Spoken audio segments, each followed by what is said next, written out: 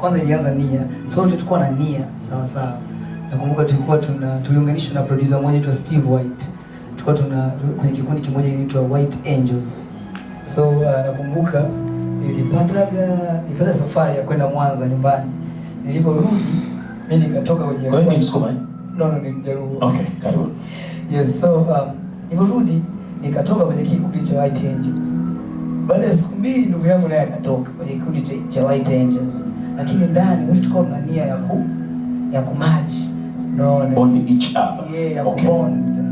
So sasa kadiri siku zinaendelea kwenda,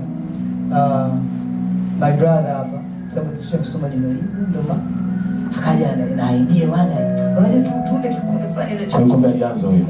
Okay. Sawa. Kikundi ile Church Boys. Sababu tufanye kwa sababu zote ilikuwa nia zetu wote kufanya. Yes. Asante.